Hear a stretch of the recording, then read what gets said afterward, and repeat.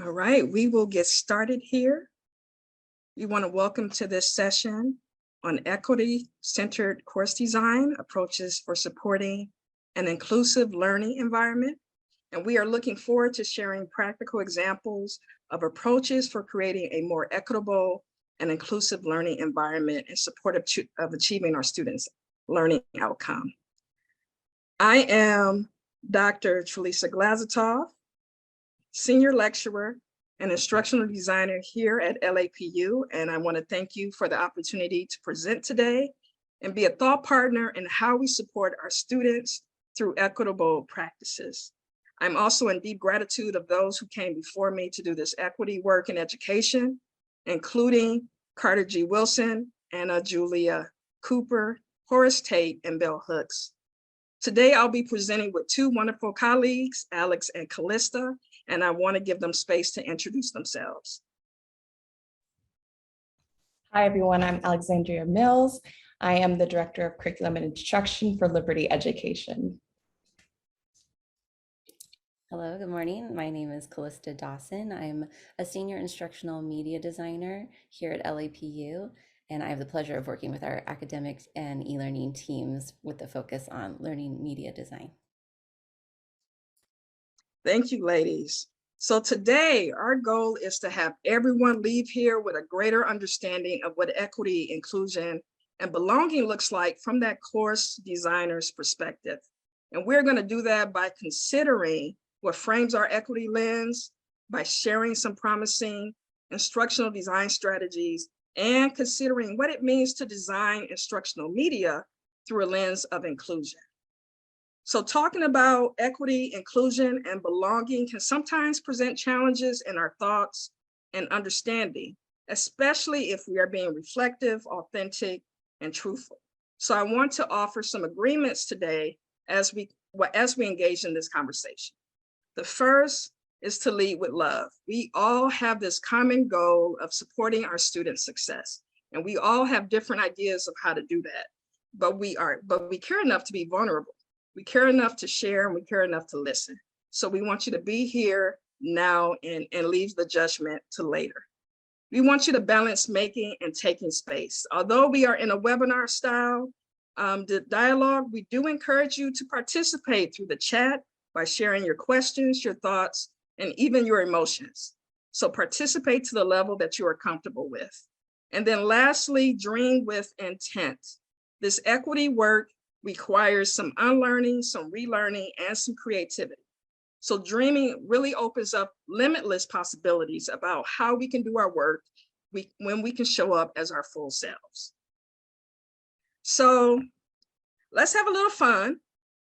We're going to start off with a quick question to make sure we are ready for this equity talk.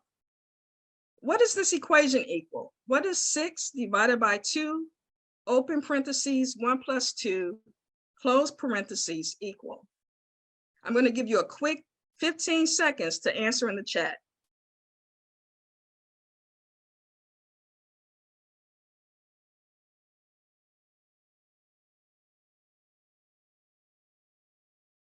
And I'm going to give you some context while you're thinking about this answer, right? As to why I'm asking this question. I posed this question to a group of about 50 higher ed staff, faculty, and administrators as we were talking about equity. And I told them up front that there could be more than one answer to this question. And the room was split.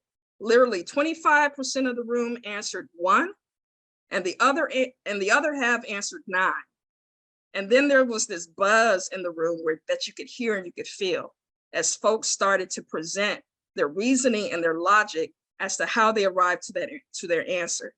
There was excitement, there was passion, there was confusion. And then I told the group that both answers were correct. And when I said that, there was a group of math faculty on the other side of the room, hands shot up, and they said, "Oh no, oh no."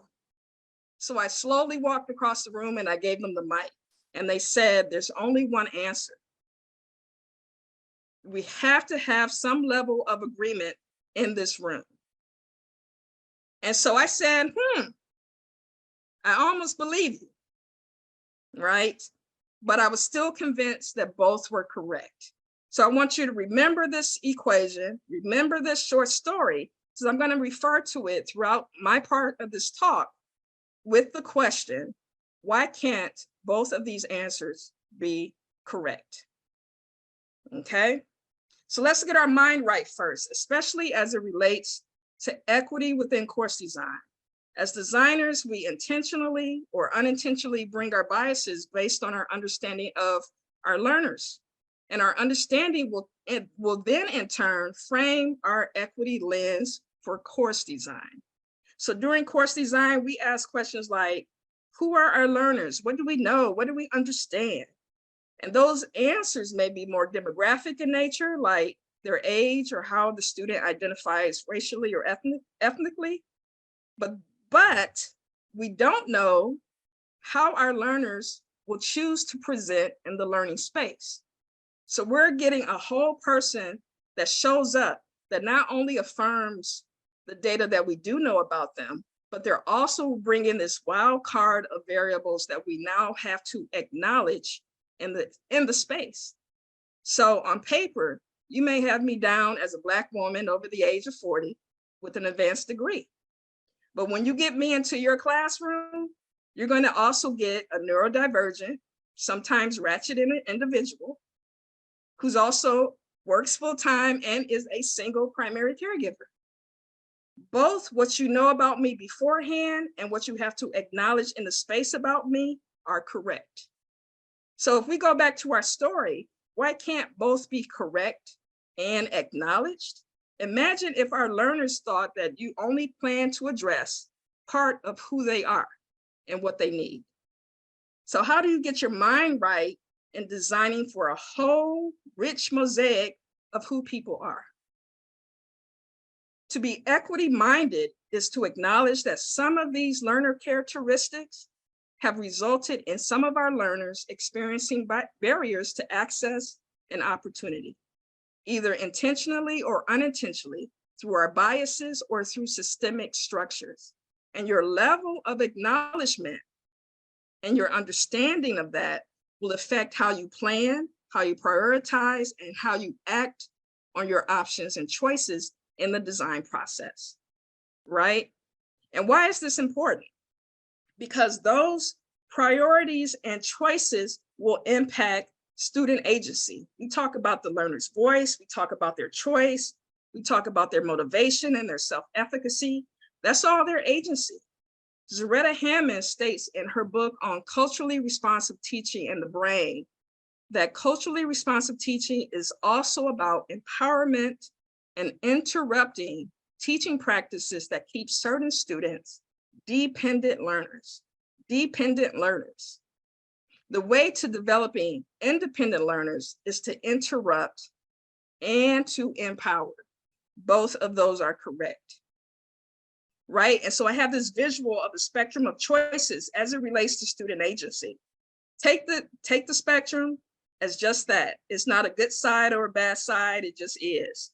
Yet along that spectrum, there are levels of acknowledgement about barriers. Let's look at it from a design perspective in equity. So on the left side, we have compliance, right? There's only one answer. Go back to that story, there's only one answer. And the design, how does that look when we choose how students are practicing and assessing? Is there really only one answer? Because if there is, we are well aware of the biases that come through that type of thinking, right? Then in the middle, you have engagement, which allows learners to share their voice and reasoning as to how they arrive to that either one as an answer or the 9. But there's still some barriers that can be presented in the design of that engagement, right? For examples, whose voices are you positioning and privileging? So in that math equation discussion, it was a rich discussion happening. Consider the impact of having that math faculty raise their hand and calling out what is and what ain't, right? It affected the whole dynamic, the whole dialogue, the whole generation of communal understanding and knowledge by hearing different perspectives, simply with the positioning of privilege. And then on the other end, there's this empowerment piece, which is really about how do we create independent learners, creating spaces where learners can make meaningful connections by being curious enough, by thinking critically. It's having those opportunities to nuance the knowledge. We often see this with problem-based learning or experiential learning spaces, right? Where you can bring in your memories, what you already know, but yet you still have some accountability to do research, to explore, and to make it relevant for yourself in the moment. And by doing that, you're creating stronger memories and you're able to recall better, right? In that math example, the nuance was the gray space of what the answer is, given your understanding of the order of operations and your past experience with problem solving.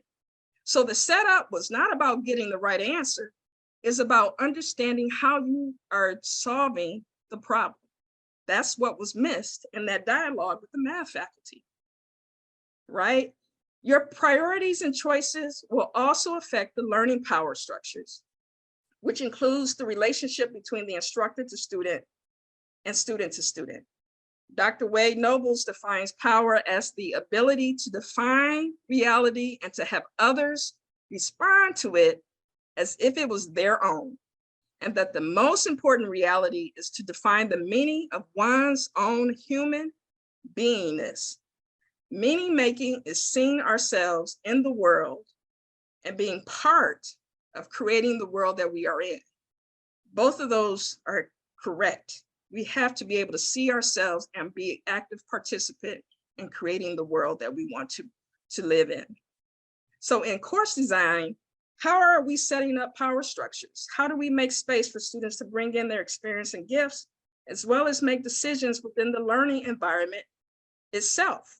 We see models like competency-based education that's shifting the power dynamics, where it's leaning more towards the learner, and how we're opening up access to resources, how we're connecting learners with experts and support, and the learners having more control in how they progress through the content and demonstrate their mastery, right? So let me bring it home for you. Now you got your mind right and understand that there are barriers that exist for some of our learners. Now we understand the power we hold as course designers in impacting students' experiences. So then how do we act and become equity focused in the design experience? To be equity focused is to participate in the intentional corrective work of removing those barriers that we know exist, with the common goal of access and opportunity. So what I offer here is three things to consider while you're active in the design process. The first is authenticity. Think about ways of modeling excellence through access and opportunities to experts, to technology, and to practices. And when I say excellence, that is what is good and just mixed with the truth, right? Community. How do you make space for shared power, allowing learners to balance their responsibility and ownership of their learning? And then transparency. Where can we explicitly communicate what we're doing in the classroom to what they will be experiencing in their career and in their personal lives within the design of the experience? These are the questions to which Alex and Callista will share some practical examples of design strategies of how they've answered those questions within their roles. So before I pass the mic, I want to remind us that this equity work is hard work. And in order to do that, we have to commit ourselves to bringing our full selves to that experience, right? We have within our roles, wherever we are situated in our institutions, we have the positions and powers to create transformative experience for others. That also means we have a responsibility to be intentional and deliberate in our actions. And then lastly, understand that sometimes the design will fall short. So we have to have ways for us and others to acknowledge the work that we are doing, but also to mend and correct in the moment, okay? So with that, I will welcome Alex to share with us how equitable course design looks for her in her practice.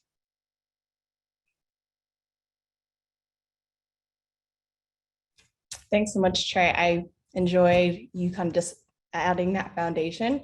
And trying to get our mind in the whole view of equitable centered course design, I want to tell a story, right?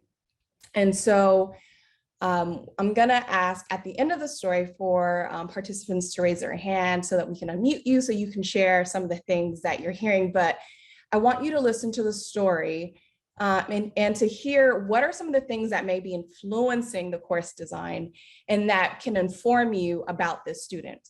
So once upon a time, there was a student named Maria.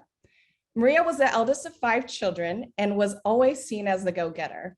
Maria wanted to one day be a psychologist to help other young women and children. She was the first in her family to attend college.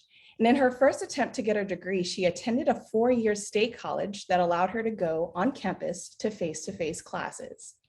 While attending school, she also had a full-time job to help support her family and siblings. Her work schedule did not allow her to attend class and work, so she had to drop out and postpone her dream of getting a degree. A few years later, she was married and decided to return to school. She returned to the state college and attended for a few semesters, but with limited financial aid, the books, classes, and course resources weighed on the new family's finances. Once again, she had to postpone her dreams of getting a college degree. 10 years have passed, and one day she saw an ad for a non-traditional university that was online. The school moved at her pace and talked about being fully mobile to allow her access to her courses and assignments anywhere at any time. The ad made her believe she would be cared for and valued as an individual student with her individual experiences. She enrolled in the online university. However, Maria was still concerned about balancing work and her busy life. So if you want to raise your hand and I can have, we can unmute you so you can speak. So what are some of the things that you guys are hearing?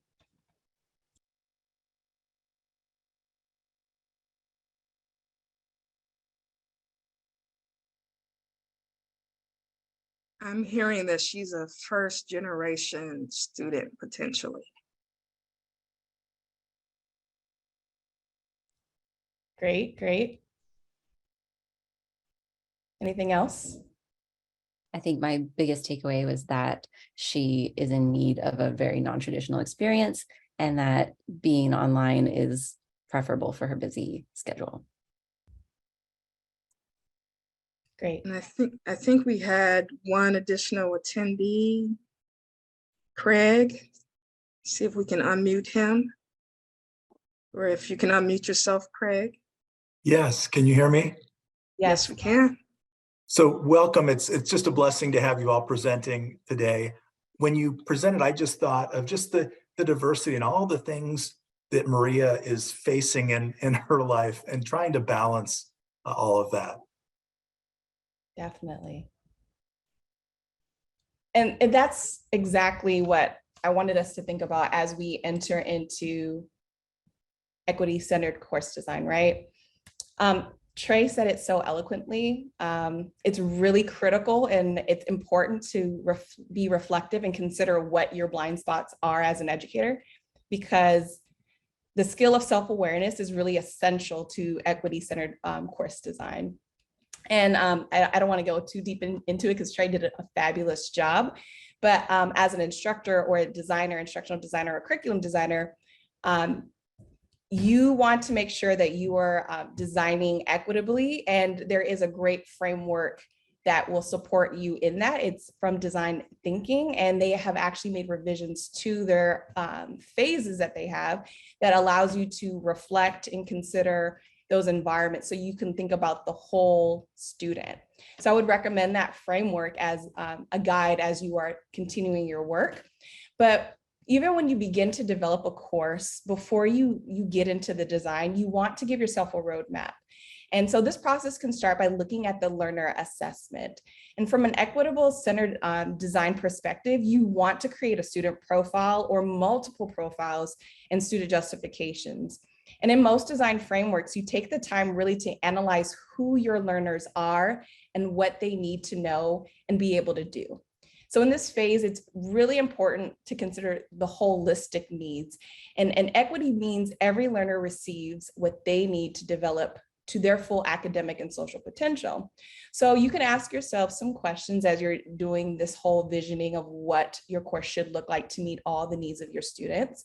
And some of the questions you can consider are, what do they bring, the students bring to this learning experience in the form of prior or lack of experience, attitudes, or skill sets that require additional scaffolding in the curriculum or course? Are there opportunities for the students to see their beliefs, understandings, and views in the course content? How can you represent the students' culture or lived experiences in the curriculum? How can you empower the students to feel valued in the curriculum? And what barriers can you remove to allow students to transform their learning and understanding of the content? And why is this learning important to the student? Why is it relevant to them and their experience? How are the learners being assessed? And are you considering how their experience and barriers are affected by your assessments or the development of your rubrics, right? And if you are developing these rubrics, are they objective or are they subjective criteria that you are building into it? And so we're gonna go back to the story because I think once again, when you see it in practice, it's good to put a person to what you're experiencing.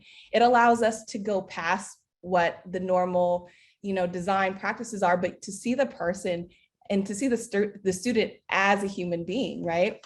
We don't always get the opportunity to hear Maria's story or a student's backstory. So many times we have to make assumptions as designers or educators.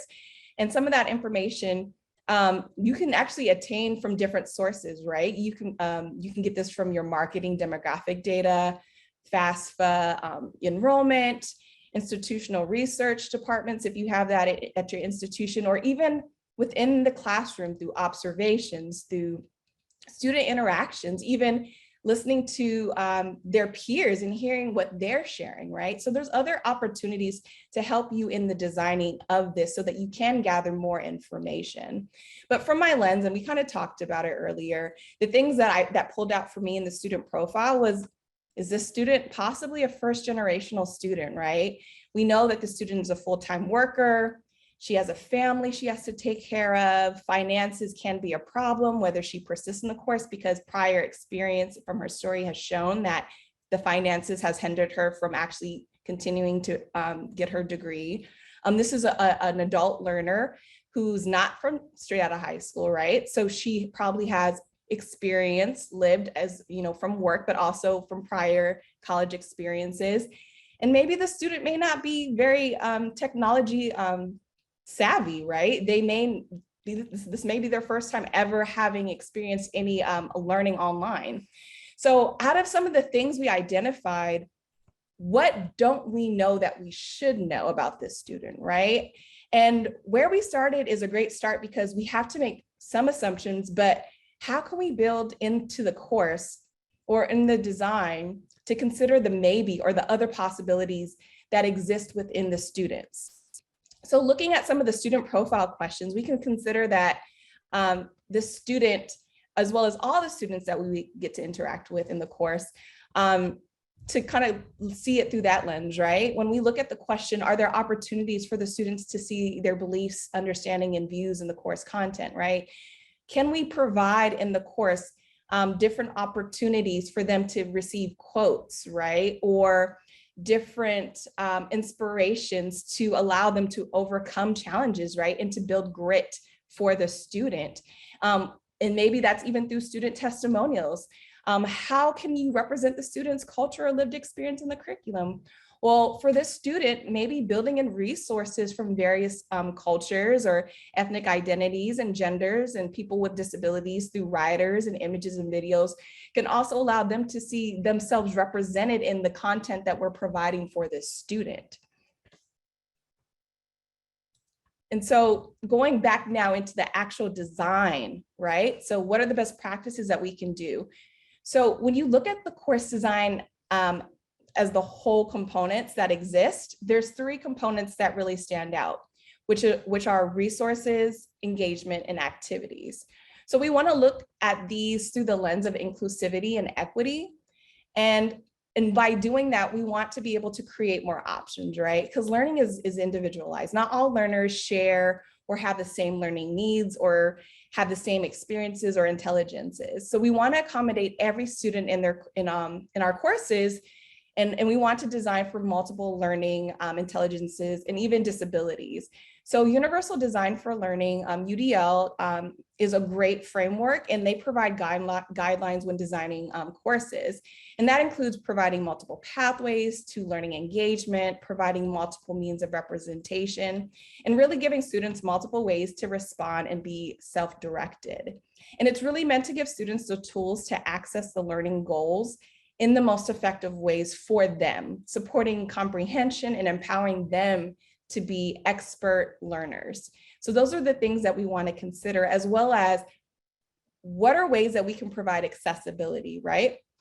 So open educational resources, I highly recommend it. Within the last 10 years, there's been such an influx in availability for us as educators to find them online, as well as there's been a whole revision that's been happening that's allowed for diversity of voice, images, to allow multiple perspectives. And it really ensures access to all the learning resources that you can provide in your courses, right?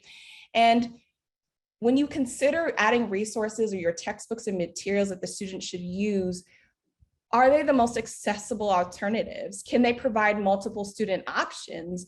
Are they resources representing diversity of thought, authors, or people? These are things that we want to make sure that we are doing to provide equity, right?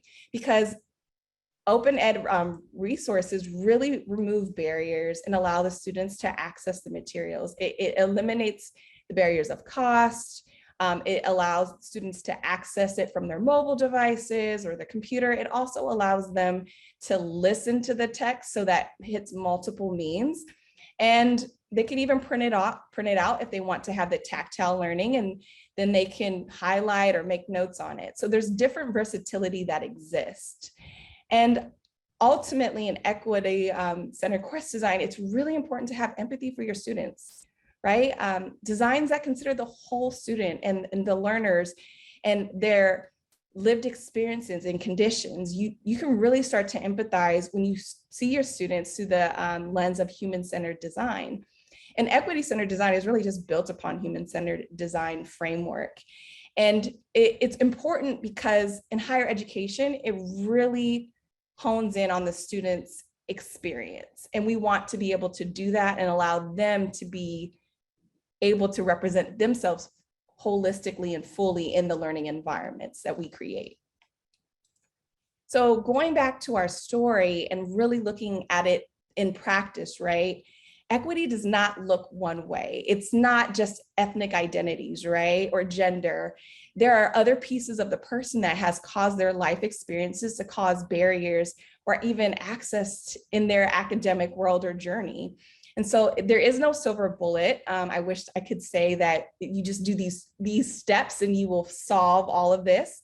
But we have to really allow everyone's unique experiences and cultural backgrounds to be represented. And the question is, how can we do that, right? So returning back to the story, we know for our student Maria that we see some barriers that already exist for our students. And maybe she represents a few students you would have in your course, right? So how can we prevent the students or how can we prevent the student success in the class and even make sure that we don't allow for that student's persistence to not move forward, right? We want to make sure that we are always providing access. So looking at the three components of resources and engagement in activities, we're looking at our student, we see that providing an OER or course-related materials that are created would really help the student persist, right? We see in the past that the student has had finances that have hindered her in the past from receiving her college degree. So helping the student out, spending a lot of money on course materials and developing our own created materials can actually assist her in that. And removing the barriers of cost, we can do that through the OERs you can find on OER Commons or Open Textbook Library, Merlot. I know Calista is going to talk more in her presentation about created materials that you can do on Canva, where you can have instructional materials, infographics, videos, presentations, YouTube, instructional videos, and you can actually host your videos on that site. And there's other instructional video creation, such as like Animaker and things like that, that you can use to support you in lowering the cost for the students or having no cost. And then engagement in the course, it can be seen in multiple ways, right? Engagement can be seen in the students' participation in the learning process, or even in their interaction and cooperation with you, the course, or even the other students. So since our student is a student in need of flexibility, allowing the student the ability to the content that they can read off a screen can allow the student to listen to the reading while she's cooking, cleaning, driving, working, you name it, right? It allows her to have access to the resources at her time, at any place, at any time, which allows a lot of the barriers that she was experiencing going to a traditional classroom. And then when we look at, when it comes to the activities and even the engagement, right? UDL really helps or allows the student to look at the whole interaction that they're going to have in your course, right? And how there's different pathways and different ways to engage with that. So with this student, we can make some assumptions that because she has, a family, maybe she may not have access to, she maybe only have access to one computer, right? And so that could limit her time and being able to spend time on the computer. So giving the student the option to record a presentation or making a mind map to show her process in the learning the content, it allows the student to use other means of that. She could use her mobile device, right, to create her assignment. And so when we also think about activities, we also need to think about assessment. So we need to make sure that we're not grading the student based upon the artifact, but we're grading the student on what are the real world skills that they're actually applying and what are they learning in the process. And so I wanted to also ask and just open it up so we can raise our hands again. If anyone wanted to share, what are some equity centered best practices that you have utilized in your courses? And what are some things that you can share with us as a learning community?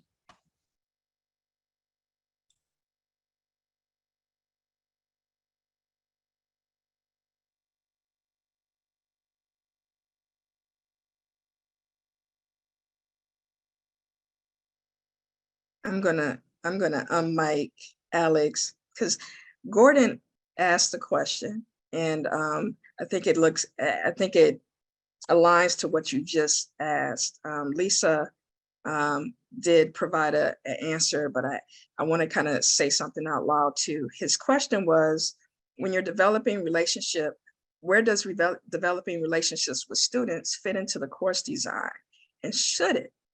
Right. And so I think it aligns to this question here around equity-centered practices, because I was typing, so you saved me some finger motion here of like in the course design, where are we designing spaces for that development to happen, right? And if you think about course design, it also has to think about the virtual or physical space, like that we are going to be implementing the course design. So where traditional spaces, the office hours, right?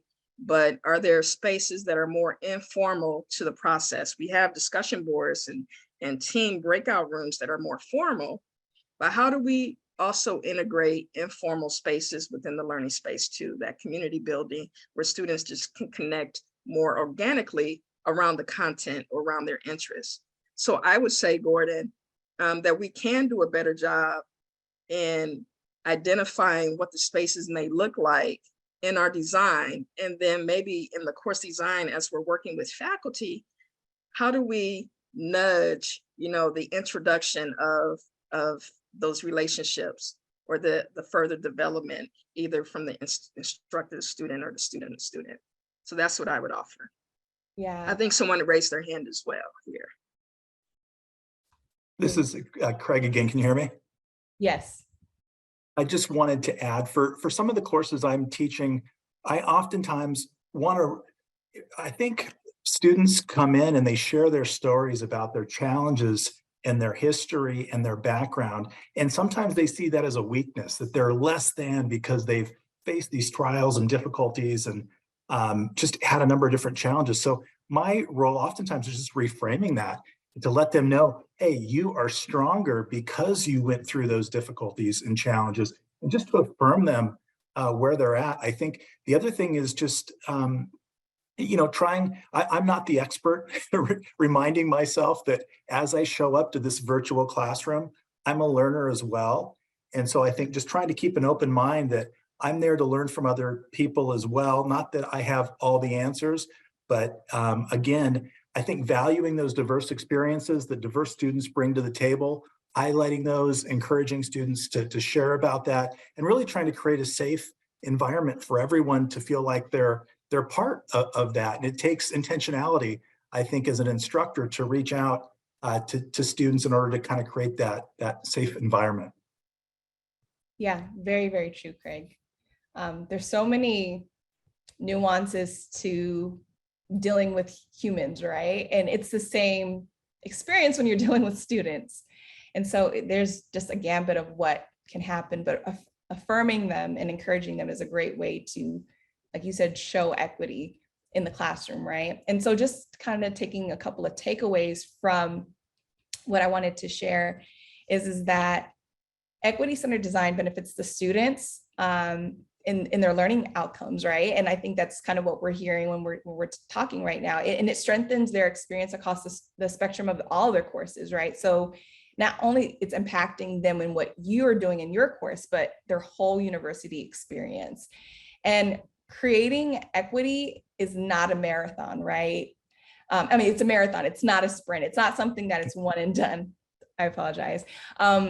And so it's a very emotional, personal journey, and it's full of self-work and learning. And so taking breaks and reflecting and rather than reacting emotionally is very important. And seeking to establish equity-centered design really requires us to be on a lifelong perspective of looking and seeking outside of ourselves and our experiences.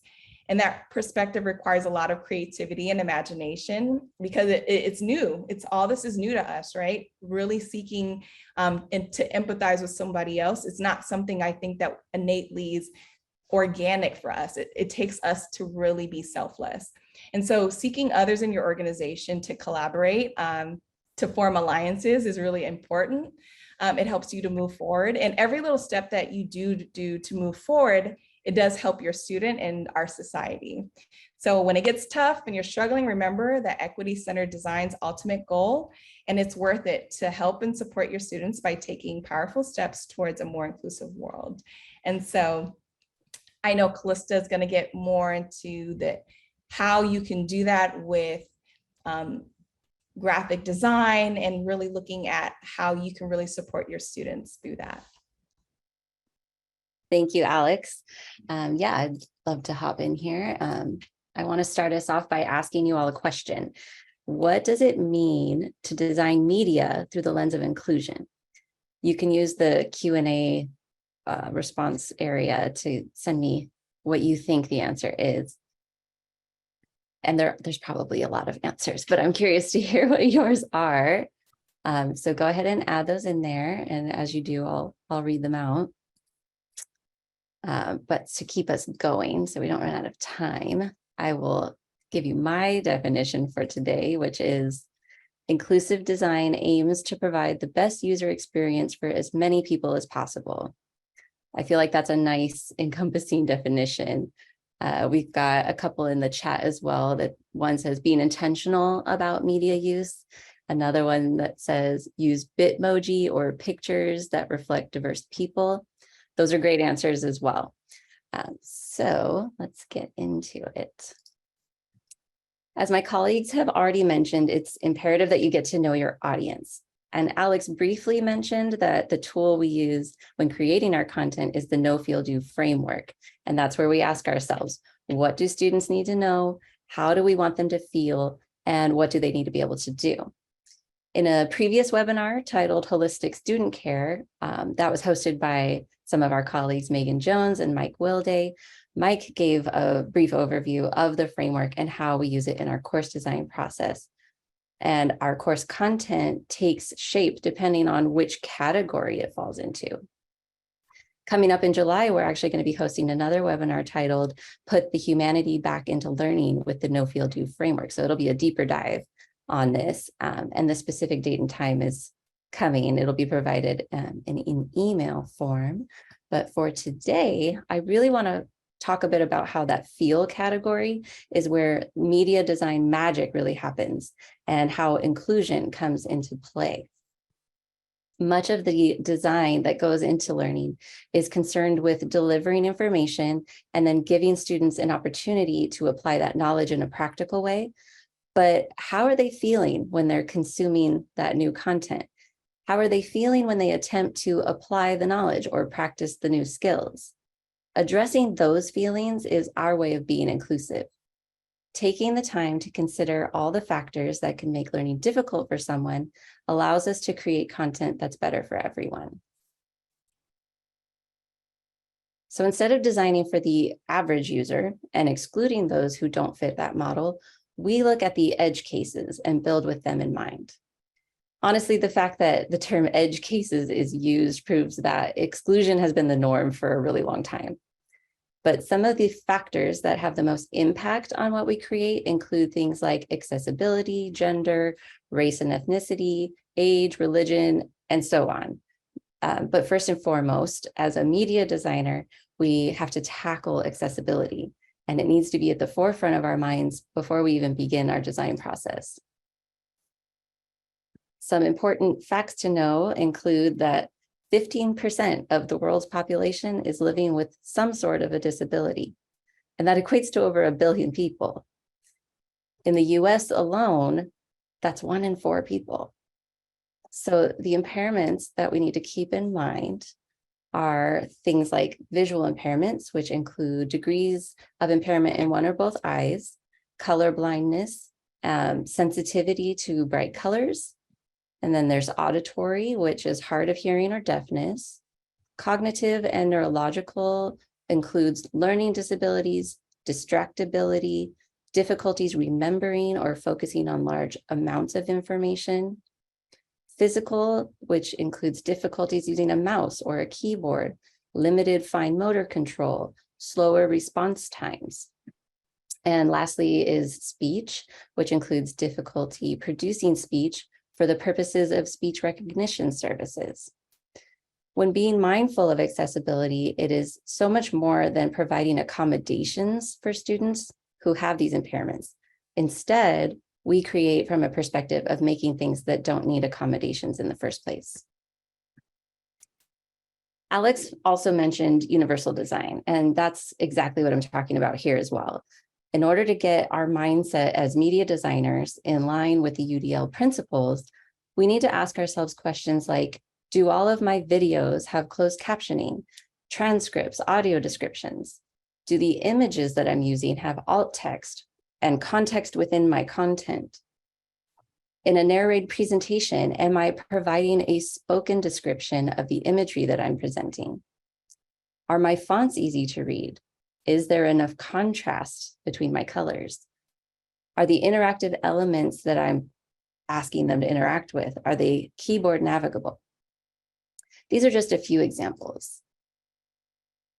To give you a glimpse at just how many people could benefit from inclusive design, I'd like to share a quick summary with you of the World Health Organization estimates on global disabilities. 285 million people are visually impaired, 39 million are blind, and 82% of all blind people are age 50 or older. 466 million people have disabling hearing loss, and by 2050, that number will rise to over 900 million. Between 1% and 3% of the population have an intellectual disability, which is as many as 200 million people, and intellectual disability is significantly more common in low-income countries, about 16 in every 1,000 people. About 18.5 million people have a speech, voice, or language disorder. All of that is to say that there's a very real possibility that someone who's in need of an accessibly designed course is going to find themselves in a course that you've designed. They may or may not want to disclose their impairment to you, but if you've done the work to make your course universally accessible, they shouldn't have to. Talk about feeling empowered and independent and capable of doing what you need to do without those accommodations. Another interesting perspective that was presented in a 2019 report from the Center for Inclusive Design is this concept of permanent versus temporary or situational difficulty. This is a type of diversity that is often overlooked in design. For example, when we design media that could be accessed by users with limited mobility, that also benefits people who are experiencing temporary arm injuries, or say a new parent who's holding their baby and can only do work with one hand. Media that can be consumed by a blind user can also be enjoyed by someone who is driving or exercising and can't look at their screen. Media designed for a deaf user can also be beneficial to someone who's in a busy public place and can't have their sound on. A UK study found that 80% of people using subtitles were not even deaf or hard of hearing. It's just something people have gotten used to having at their disposal. Ultimately, inclusive design will leave your users feeling cared for and able to learn no matter where they are or what circumstances they're in. The other factors that I mentioned earlier can be addressed through the intentional thought and effort of the designer. This quote by Audre Lorde says, "Utility is not the only measure of inclusion. Representation matters too." She was a strong advocate for social justice and equality, and she believed that representation was essential for creating a more inclusive society. She argued that when people see themselves represented in the world around them, it helps them to feel seen, heard, and valued. This can lead to increased self-esteem, improved mental health, and a greater sense of belonging. Her quote is still very relevant today as we continue to fight for a more inclusive world. As designers, we can ensure representation is present in our designs by creating balance in the imagery we use and create. If people are present in the photos, videos, or graphics that we're choosing, is there a balance of gender, skin tone, age range, or religion? It's very easy to fall into the trap of using imagery that only reflects our culture or demographic. It's more challenging to take that time to find imagery that's inclusive. A helpful example that demonstrates this issue is the lack of diversity in children's books. Back in 2018, 50% of all published children's books in the CCBC inventory depicted characters that were white. This was followed by a 27%, which was animals or other non-human characters. So let's say if somebody wanted to give their child a book featuring American Indian characters, they would have only had 23 books to choose from total. Applying this to what we do in media design, that our current options for stock photos and videos and graphics that we can download, they're getting better about providing more diverse options, but there's still a ways to go. And we have influence over that through the demand that we have. So we as designers, we can create more demand by downloading diverse content and creating and providing more diverse content as well. So my takeaways are that if you aren't already, you can do these few things to help create more inclusive learning media. One is being aware of your own biases and assumptions. Two is being respectful of all learners, regardless of background or ability. Three is being willing to learn from others. And four would be speaking up when you see something that's not inclusive. By designing media through the lens of inclusion, you can create content that is not only more accessible, but also more engaging and impactful for a wider range of audiences. The last thing I wanted to mention for my section is that we at LAPU are constantly growing our library of resources. We've been contributing a lot this year, and into the OER Commons resources. We have our own LAView group. You are more than welcome to view those, use those however you want. They are free for the community. And we also are growing our YouTube library. You'll see some of the same content in both places, but on YouTube, it's a quick and easy link grab. So feel free to go to our YouTube page, subscribe, follow, shameless plug, but we're constantly updating it, and we hope that it's beneficial to our community. So thanks for listening. Well, thank you, both Alex and Callista. I know we have a couple of minutes to entertain some questions, or if you just have a thought that you want to share with the rest of the world here, please feel free to raise your hand so that we can call on you to unmic. I wanted to make a comment. This is Lisa. Yes. Can you hear me Lisa. okay? Yeah, We one can hear thing I you. wanted to just say, kind of from a leadership perspective, is the importance of, in those collaborative types of meetings, I've had to say to a SME, for example, an African-American woman, as an African-American woman, as a Hispanic woman, how does this influence how you would design this course? And they were sometimes very surprised by that question. And so sometimes as leaders, we have to encourage people in that collaborative process to think differently, because they've been very conditioned to, even sometimes who might be a minority woman, been conditioned to think a certain way. So we have to draw that out in that collaborative process. Yes, and I'll just recap real quick, because you went in and out a little bit, but it was around from a leadership perspective of being able to encourage the faculty and others who are part of the design to be authentic, to bring them their full selves into the process, and also to, when you do that, you can then discuss those biases and your experiences as well.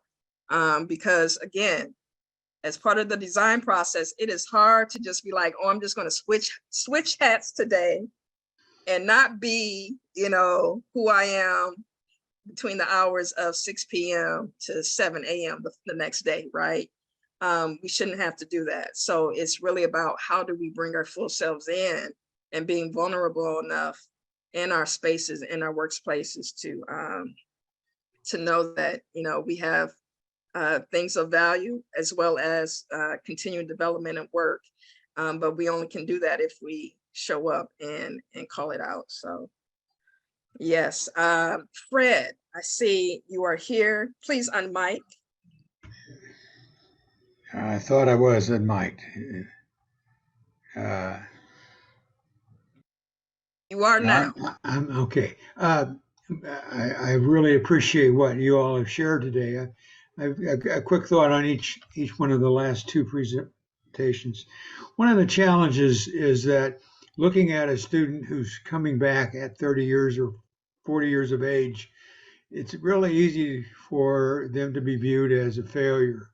The first time, the second time they dropped out, they quit without a real understanding. Not every school who does an online program is really marketing for the adult coming back to school. They don't see that as I'm supporting them and building on this experience. So a lot of the curriculum may be designed for the traditional age student coming in. And I know a lot of places around the country struggled when we had to go into online learning instead of face-to-face with COVID. So an attitude about who our students are and why we want them, and then what are we going to do to help them is important. The media thing, I've thought back through the years, the media that we've shown in some of our classes and some of our programs, and I thought to myself, yeah, I can ask a student to see a film.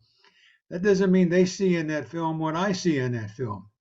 And part of the question is I have to ask every time we show it, well, why are we showing this? What is it that we want to illustrate? And then we may have to tell the students, all right, now that you've seen it, go back and give me specific examples where this was illustrated, where this was demonstrated, so that the learning becomes deeper and maybe more universal across the class. That's a great point, Fred. I appreciate that a lot. I think that putting those thoughts at the forefront can help change many educators and change the design process, right? Just asking those questions and taking the time. I don't think that we've done it before. And with online learning becoming way more prominent due to the pandemic, I think that we now as educators have to ask those hard questions. So I appreciate you sharing that.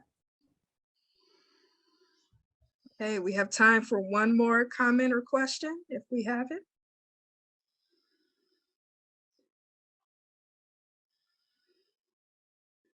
All right, well, let's share some additional resources. I'll hand it over to Callista again. Yes, we have a couple more things we wanted to plug. The first is we have a masterclass coming up in June, where we're going to be teaching you how to unlock your creativity with Canva, which is a design tool that we are very excited about because it's so easy to use. So we're encouraging educators, teachers, or whoever wants to improve their design skills to sign up for our masterclass. You can scan the QR code and register for that if you're interested. And then the other thing is that we are finally launching our first competency-based education program. It's going to be a Master of Science in Instructional Design and Technology. It's launching June 1st, and we're so excited to be telling people about it finally because we've been working on it so hard. But yeah, so this is going to be competency-based, self-paced, 100% online and mobile first. Very exciting. And going at your own pace, we recommend doing it in about 16 months, which would cost only $10,000. So some very, very great opportunities for people who are looking to extend their learning and get their master's degree in this subject. Thank you, Callista. Talking about equitable course design, that is what competency-based education is, and how we even approached it, right, from a design perspective of how do we allow students to bring in what they already know and demonstrate that they can do what they can do to have a career, but go a little bit deeper if they want to. So with that, we want to thank you all. Thank you all for being present. Thank you all for your fantastic sharing and your questions and your thoughts, and just being in this space to continue our development as educators, right? This is how we develop, by talking and figuring things out. So we thank you. We look forward to seeing you at the next webinar, and we want you to have a fantastic day. Take care. I just want to say a big thank you to Trelisa, Callista, and Alexandria for this great presentation, for all their thought and insight that went into this. And just, yeah, big appreciation to you for your hard work that went into this presentation, the webinar today. We look forward to seeing you at our next one in July. Take care.